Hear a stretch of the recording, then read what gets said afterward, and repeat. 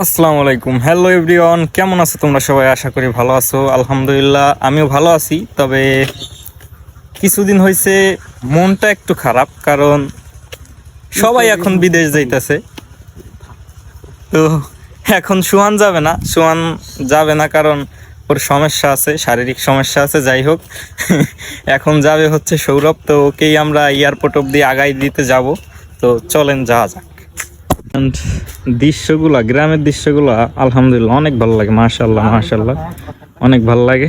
আর ঐতিহ্যবাহী একটা বট গাছ, এই জায়গাটা কেউ চিনলে অবশ্যই কমেন্টে জানায় দিবেন, ঠিক আছে? আর বন্ধু তো নায়কের বেশে যাইতাছে।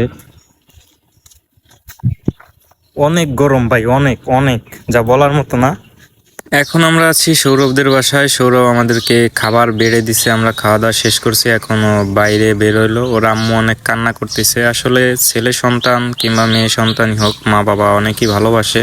শেষবারের মতো তার মসজিদটাকে সে সালাম করে আসছে এবং তার মা বাবার সাথে একটা ছবি তুলে দিলাম, আর এলাকার মানুষজনের সাথে একটু কথা বলে নিতেছে। লাস্ট বারের মতো আমার বন্ধু সৌরভ, ওরও মনটা খারাপ, যেহেতু দূর প্রবাসে যাচ্ছে, অবশ্যই খারাপ লাগে। আর খারাপ লাগারই কথা, আর কবে দেখা হয় বা না হয় তার ঠিক নাই। আর ওর কাকার সাথেও লাস্ট বারের মতো দেখা করে যাচ্ছে বাজারে। ওর কাকার দোকান আছে, তো একটু দাঁড়াইছে, আমি একটা ছবি তুলে নিছি স্মৃতি হিসেবে ধরে রাখার জন্য। এখন আমরা আছি কলেজ মোড়, মানে নতুন মকসিদপুর বলে চলে।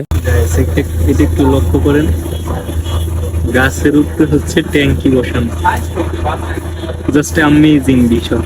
বাঙালির বুদ্ধির কোনো শেষ নাই, তবে কোন জায়গায় প্রয়োগ করতে হবে এটাই শুধু জানে না। তো যাই হোক, খুব সুন্দর একটা পদ্ধতি অবলম্বন করেছে। আর এদিকে আমার বন্ধু ঘুমিয়ে পুরাই বেহুশ হয়ে গেছে, কারণ অনেক জার্নি করতেছে। আর যেহেতু স্বাধীন বাস, সেহেতু ঘুমানোরই কথা, তো অনেক ক্লান্ত।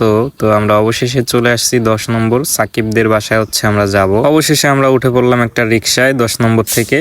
তো আমার পাশে আছে নাগিন বন্ধু, আর সামনে আছে সৌরভ, সাকিব আর হচ্ছে দুলাভাই, সৌরভের দুলাভাই। তো আমরা এখন চলে আসছি সাকিবদের বাসায়। খাওয়া দাওয়া করে ভাবলাম মিরপুরে যারা আছে ওদের সাথে দেখা করব। বাসা থেকে বের হতেই বন্ধু সুহান পোপ দেখাচ্ছে।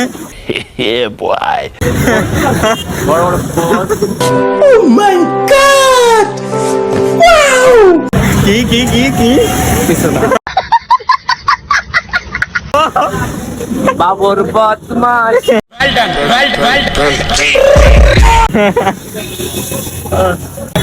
সোহান নাকি পোদ মারছে, कुछ न कुछ तो गड़बड़ जरूर है। নাকি মানে পোদ দেখছে। হোয়াট ইজ পোদ? Comment please. ছবি তোলায় ব্যস্ত। As a chill mood.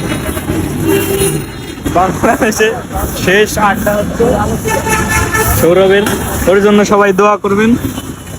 আর এই যে আমার বন্ধু নাগিন, সুহানের দিকে ক্যামেরা ধরলেই সে খুব লজ্জা পায়, অনেক লজ্জা পায়। তো দেখতে পাচ্ছেন রাস্তার পাশে কত শান্তির ঘুম তারা ঘুমাচ্ছে, কোনো টেনশন নাই। তো সকাল হয়ে গেল, সকালে উঠে আমি ছাদে চলে আসছি সুন্দর একটা ভিউ নেওয়ার জন্য। মাশাআল্লাহ, অনেক সুন্দর একটা ছাদ, আর ছাদে অনেক গাছ আছে, ফুল গাছ আছে, ফলের গাছ আছে। আর এখান থেকে সোজা স্টেডিয়াম দেখা যায়। তো আমরা সকালে বের হয়ে পড়লাম ওর টিকিট আনার উদ্দেশ্যে। আমরা এখন যাব হচ্ছে নয়াপল্টন। যাইতে যাইতে দেখলাম যে পুরুষ মানুষ কত রিস্ক নিয়ে কাজ করে টাকা উপার্জন করে, আর সেই টাকাগুলো তার পরিবার, তার বউ বাচ্চারা বিলাসবহুল ভাবে জীবন যাপন করে। আসলে টাকা কিভাবে ইনকাম করতে হয়, টাকা কামাতে কতটা কষ্ট হয়, এটা একমাত্র পুরুষ মানুষই জানে। যাই হোক, আমরা চলে আসলাম মেট্রো রেলে যাব সচিবালয় অব্দি। তো মেট্রো রেল চলে আসছে, সৌরভ আবার দেখতেছি ভিডিও করতে করতে মেট্রো রেলের গেটটা খুলে গেছে। তো আমরা ভিতরের দিকে প্রবেশ করতেছি। তো আমরা দেখতে পারলাম যে 3টা ভদ্রলোক বসে আছে, আর একটা মহিলা তার বাচ্চাকে নিয়ে দাঁড়িয়ে আছে। একটা লোক বলল অবশ্য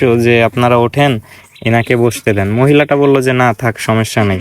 কিন্তু তাদের বোঝা উচিত ছিল যে সে একটা বাচ্চাকে কোলে করে নিয়ে আছে, দাঁড়িয়ে আছে, তাকে একটু বসতে দেওয়া উচিত। মানে মন মানসিকতা মানুষের কোথায় চলে গেছে আসলে বলে বোঝানো সম্ভব না। ওই মহিলা তো বলবেই যে আমি বসবো না, কিন্তু আমাদের যে মন মানসিকতাটা, ওইটা তো আমাদের ঠিক করতে হবে, তাই না? তো তাকে আমাদের বসতে দিতে হবে, বলতে হবে যে আপনি বসেন, যেহেতু আপনার কোলে ছোট্ট একটা বাচ্চা। তো যাই হোক, আমরা মেট্রো রেল থেকে নেমে পড়লাম। এখন আমরা সিঁড়ি লিফট করে নিচের দিকে যাব। নিচ থেকে অবশেষে আমরা উঠে পড়লাম এক চাচার রিক্সায়। এখানে দেখলাম অটো রিক্সা একটাও নেই, সবই পা দিয়ে চালায়। আর এই যে হচ্ছে সেই টাওয়ার, যেখানে সবাই সবাই টিকিট নিতে আসে। অবশ্যই যারা টিকিটে আসছেন অবশ্যই তারা চিনবেন। আর এই যে একটা চা, এই চাচার চা এত সুন্দর লাগে যা বলার মতো না। অবশেষে আমরা খাওয়ার জন্য চলে আসলাম এই ইত্যাদি রেস্টুরেন্টে। এখানের ব্যবহারটা এত খারাপ, যারা আসছে একমাত্র তারাই জানে। আমরা টিকিটটা পেয়ে গেছি সৌরভের, তো চলে যাচ্ছি বাসার উদ্দেশ্যে। আবারও আমরা মেট্রো রেলেই ফিরবো, কারণ মেট্রো রেলে জ্যামজট নাই আর সুন্দর একটা পরিবেশে যাওয়া আসা যায়, যে কারণে আমরা আবারও অপেক্ষা করতেছি মেট্রো রেলের। অ্যান্ড মেট্রো রেল আমাদের মধ্যে হাজির হয়ে গেছে। মেট্রো রেল থেকে আমরা নেমে পড়লাম আর বাসা থেকে সবকিছু চেঞ্জ করে আমরা এখন এয়ারপোর্টের উদ্দেশ্যে রওনা হব। তাই ভাবতেছিলাম কিসে যাব।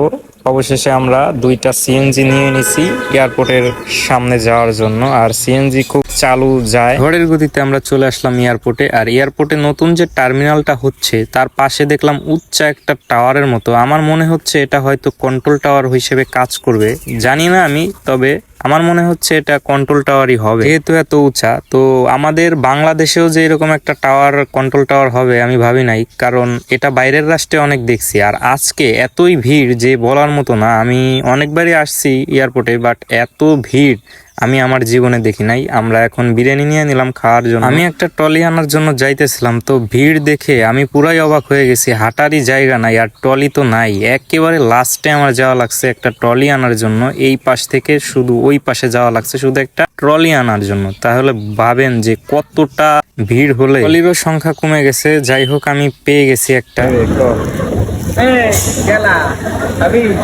कुछ ना कुछ तो गड़बड़ जरूर है।